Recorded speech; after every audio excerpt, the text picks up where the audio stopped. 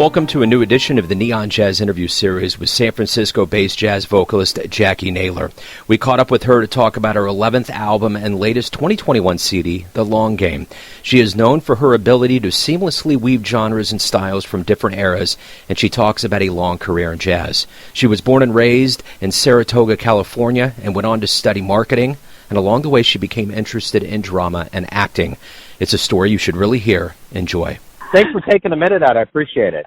Oh, of course. It's my pleasure. Thank you. I'm grateful that you wanted to talk about the record. Yeah, you bet. So let's talk about The Long Gone, and it's coming out during a pandemic, a very unique time on the planet. Talk to me a little bit about the timing and what this means to release this album now. Yeah. So the album The Long Game, couldn't have lived up to its name any better, right? Yeah, right. It was supposed to come out in originally scheduled to come out in March of 2020, and instead it came out, as you said, in February of this year. And so it's really lived up to its name in terms of what we've all been through. I feel like we're all kind of in it for the long game. We even had some masks made that say "in it for the long game." It's like certainly speaks to where we are as a world, but it also on a more personal level in terms of this album. It's my 11th record. So originally that idea of the long game was, I feel like in some ways this is my best work so far. I really, maybe I say that about every record, but I think that it really, speaks to the connectivity we have with the band also really comes through on this record. And we've all been working together for a long time. My trio and myself. So I feel like it speaks to that in terms of, honing your craft, being in it for the long game. And also this idea of that permeates the album is, what it takes to be happy in life, So there's a lot of that message running throughout the record, whether that's, the journey to find love, the journey to be hopeful and at peace with oneself, the journey it is to find where one sort of fits in life. So there's sort of this other kind of deeper philosophical meaning, to me anyway, of the long game as well. You were originally born and raised in Saratoga, California. Talk to me a little bit about your childhood and how, singing, not necessarily jazz, you have a lot of different influences, but how did music and singing become your life?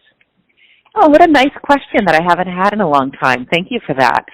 Sure. I grew up the youngest of 7 children. A lot of music was played in my house from my older siblings, sort of music from all different generations, everything from, rock and R&B and jazz fusion. And then my parents are older, since I'm the youngest of 7 kids, and they listen to a lot of jazz and ragtime music on the radio and on records. And then they also collected automated musical instruments. So primarily what that meant was very vintage player pianos with very vintage piano rolls, which meant that there were these songs being permeating in my home that were kind of early standards and show tunes. So a lot of the music that I learned early on was really that music, which of course is jazz.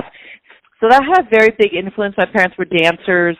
I always joke that because we had player pianos, I never learned to play the piano, but I sang along a lot with my siblings. And then I did musicals and stuff, but it wasn't something that I was taught could be something someone can do for a living. It just wasn't brought up that way.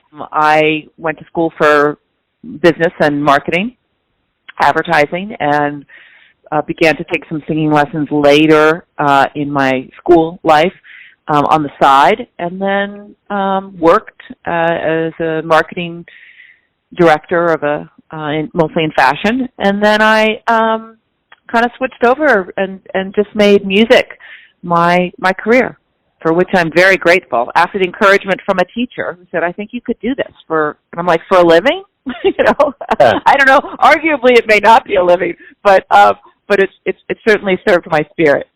That's interesting because sometimes you hear teachers will say things to kids that will fuel them to go, further in that direction because they say it can't be done. So, the one thing that's very key about any of us, whether we're fans or actual musicians or the shows that we see, what was the first live show you ever saw that made you think that's something that you wanted to do with your life? Wow, what an interesting question. I don't know. When did that happen? I think, well, I can certainly say, I'll point to a recording first, and then I will point to a live show. The recording was a Sarah Vaughan singing Gershwin that really affected me, and I thought, wow, I love this music. I must sing this, although I wasn't thinking I would do it for people. So that's one. And then the other two shows that really affected me, one was Blossom Dearie, who remains my favorite singer. Just love her. That very honest delivery of the song. And the other was seeing Cassandra Wilson, because I love the way she is very much a part of the band. So instead of this idea of, sort of this out front diva, that really influenced me, that she is such a part of the band and gives so much credit to the band, as opposed to more of the cabaret world that I had seen earlier that certainly influenced me, but it didn't really speak to who I am. So I feel like I'm much more a part of the band. So those things made me feel like both being honest about the delivery, less showy in some senses, and then also in terms of being a part of the band. Those things really made me feel like, okay, this is something that I want to do and can do. And I feel like I have something to add to what's out there in the world. You talked about your teacher telling you that could be the path that you can go on. You obviously had a family that nurtured music, but was there anybody in your life that really helped you along your way on your career that maybe they didn't do it on purpose, but ended up being a big influence, a big wave that made you think about either getting into music or furthering your career? Yeah, I mean, I think that's a long list, but I'll name the early parts of that. Certainly, Lat Naylor, my first husband, was very supportive of me having lessons.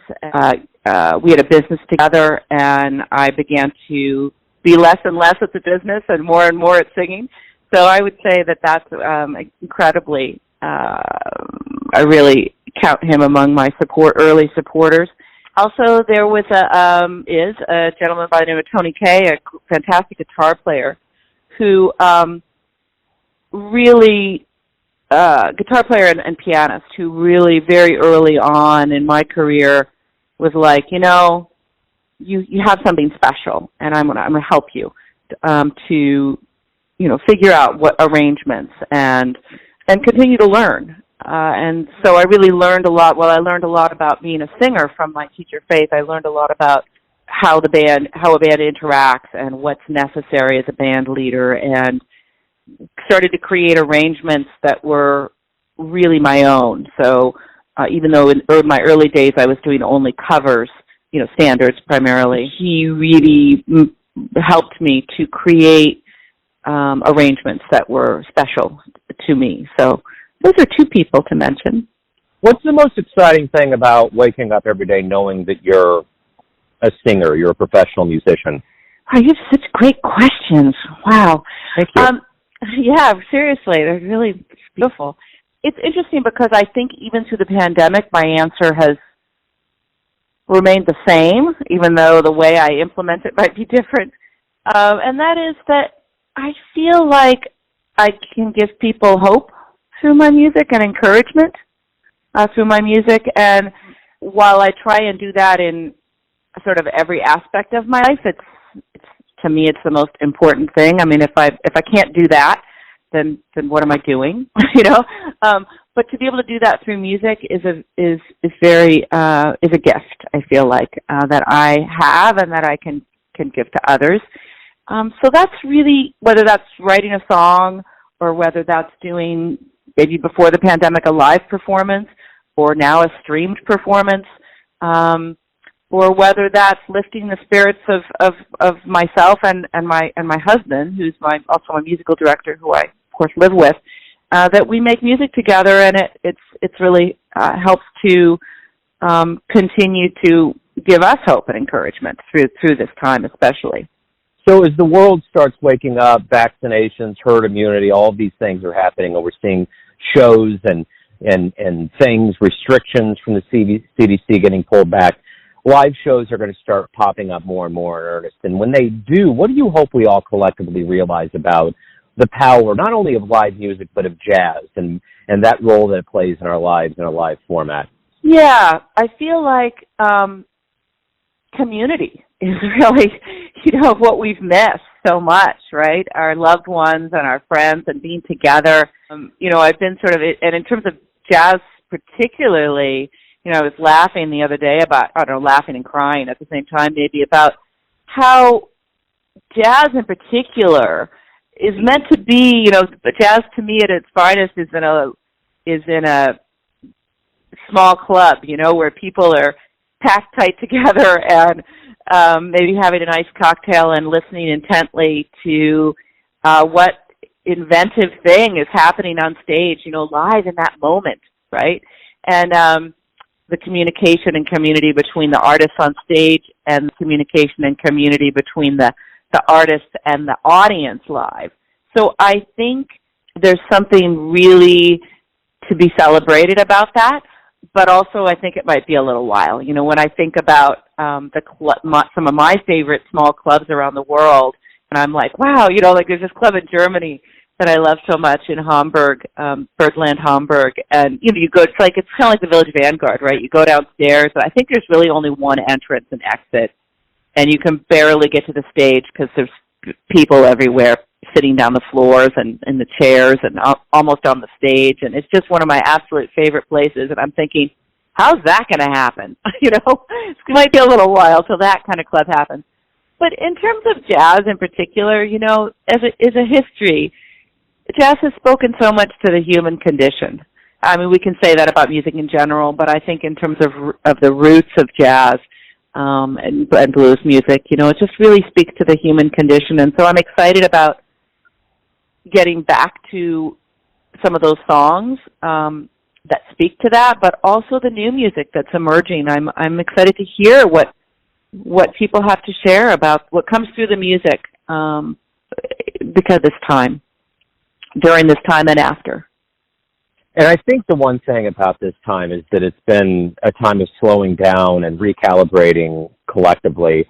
And for the world of jazz and musicians, how do you believe that community is going to come back stronger after this? What do you see that's been done during this time that will be used when we do get back to what we were used to before? Yeah, I think that I do think it's going to be different. I think some things will get back that were, and some things we will come to that are, and bring with us. I think, for instance, about not only the appreciation of playing together live again. So I think we will have that.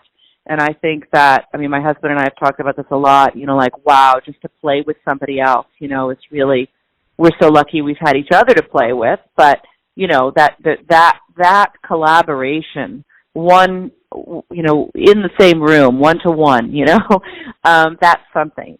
As we have sort of struggled through this time like many others, we've been fortunate to do these streamed concerts once a month. We kind of started this home to home series, and primarily it's been just Art and I playing, and I think that's made us. Art always says it's been a trio. It's the two of us and the metronome, So I think in some ways our time has gotten better, and our musicianship has improved in some ways because of having to do that. I've certainly had to learn how to perform, beyond the screen. So really, this yearning to reach beyond the screen and touch people in some way has, I think, made me a better performer, a different performer in some ways. And then as things have become a little more healthful, we've been able to, and with protocols here, we've put up plexiglass all around our house, and it looks like a studio in here. We've been able to have a bass player in here every once in a while. We've had our whole trio, plus me, it was a quartet we've had in here one time before. And just that celebration of playing together. It was really just a celebration. I can't even explain the exuberation we felt in that moment to be able to not only see our bandmates, but to play music with them, even with plexiglass between us. It was really moving. So I think there'll be a lot to celebrate, that will come back, that feeling again, and as I said, the music that emerges from that. And then I also think we may take some streaming aspects of this. I've been able to, maybe we'll continue to stream from venues or from our homes or from outside, or maybe that'll be a continued element of what we do. I think reaching people who maybe previously we couldn't reach, whether because they lived in small towns or because they had other health concerns or mobility concerns. So I think there's some real beauty of things we might take with us from this. So everyone has a perception of you, your family, your friends, your fans, but ultimately you're the one that's living your life. Who do you think you are? Oh, my goodness. Well, who do I think I am? I think I'm, it's a good question. So much to say there. I think at the core of it, at the core of who I am is of equal value as everybody else. I think that's where I kind of try and start from. So there's some humility there in terms of, just I think especially during this time, that's really taught me wow, I'm just this human being, knocking around the earth like everybody else. On the other hand, I am also somebody who feels like I have a lot of fortune in my life. So I have a lot of gratitude in my life. I'm a very grateful person with what I've been able to achieve in my life and the amount of support I've had in my life. And so I'm very aware of that, of my privilege and my the support I've had. So I feel like I'm a grateful person, and I feel like everyone, I guess, but I feel like I have a story to tell, and that I'm lucky to be able to do that through music. But that's the way right now, anyway, that I'm continuing to try and kind of fulfill my mission. I go back to that a lot. I'm somebody for me personally, I feel I have a mission to convey hope and encourage people. So if I can continue doing that for the rest of my life, I'll be perfectly happy to, be me. Right on. Yeah. Perfect. Hey, thank you for taking a minute out for Neon Jazz today to open up about the album and this world and your life and music. I really appreciate it. Wow, that's such an interesting interview. I appreciate you. Nothing about specific songs or anything. That was so great. Just very, very interesting. I really want to thank you for that heartfelt interview. Yeah.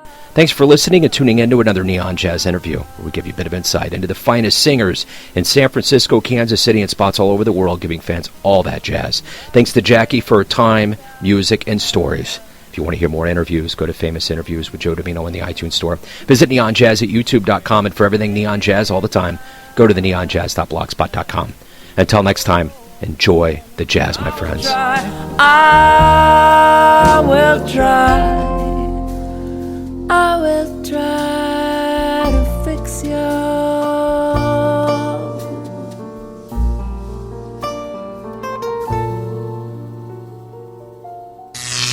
Neon Jazz.